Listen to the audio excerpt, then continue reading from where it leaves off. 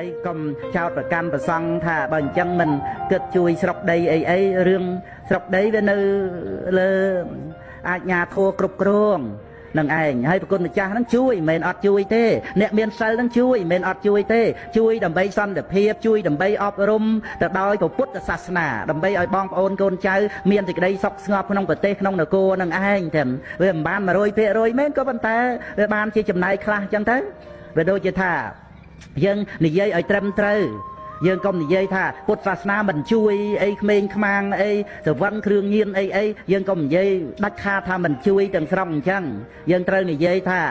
មានពុទ្ធសាសនាប៉ុណ្ណឹងផង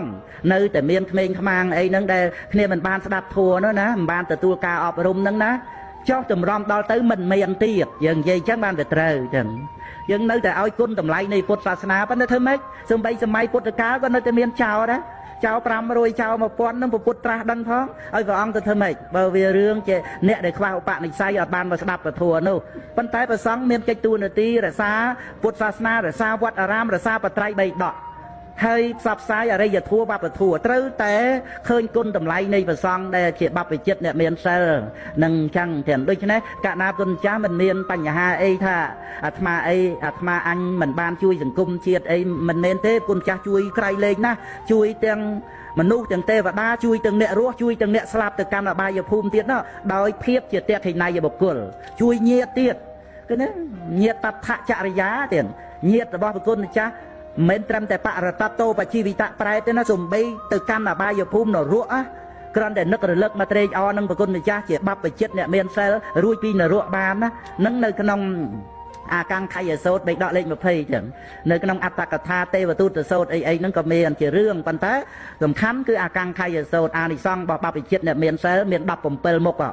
នឹងឯងនឹងពួកញាតិដែលទៅនរកផងទេឲ្យតែចេះត្រេកអរនឹងប្រគុណម្ចាស់ជាអ្នកមានសិលជាបព្វជិតនឹងរួចពីនរកបានហើយមើលប្រគុណម្ចាស់មានអានុភាពទលំទលាយជួយដល់មនុស្សនិងទេវតាអ្នករស់អ្នកស្លាប់អីហ្នឹងក្រៃលែងណាស់អញ្ចឹងគឺថាវាអាចមានពាក្យសម្ដីពីក្រៅខ្លះចោតប្រកម្មថាបួសសងំយុទ្ធសពអីមិនជួយស្រុកដីប្រទេសនគរអីហ្នឹងវាអាចថាបានប៉ុន្តែថា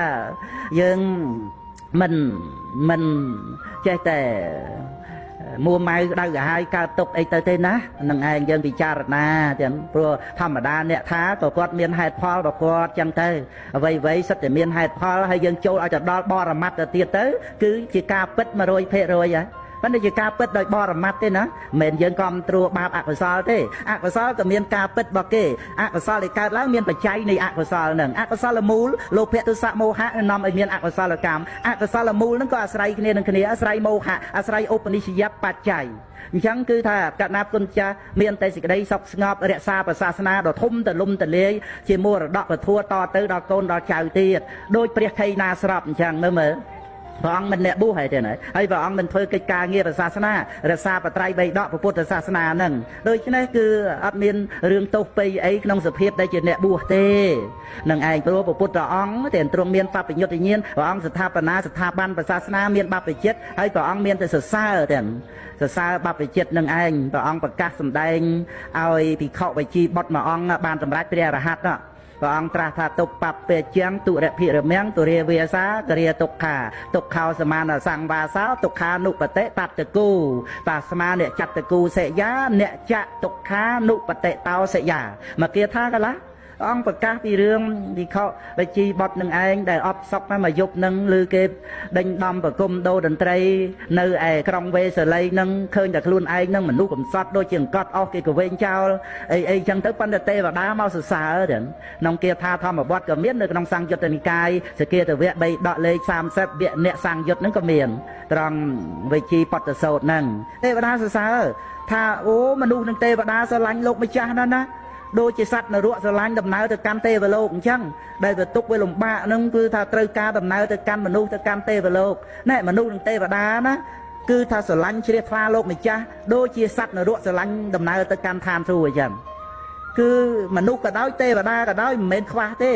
ទ្រព្យសម្បត្តិកាមគុណជាទេពប៉ុន្តែមកស្រឡាញ់ជ្រះថ្លានឹងលោកម្ចាស់ដល់អញ្ចឹងព្រឹកឡើងភិក្ខុហ្នឹងទៅទូលព្រះអង្គទៅព្រះអង្គសម្ដែងព្រះគាថាហ្នឹងឯងហើយក៏សម្រេចព្រះអរហន្តទៅរៀបរាប់ពីរឿងបួសហ្នឹងមិនងាយទេណាលះបង់វង្សាកណាញាតិមកបួសហ្នឹង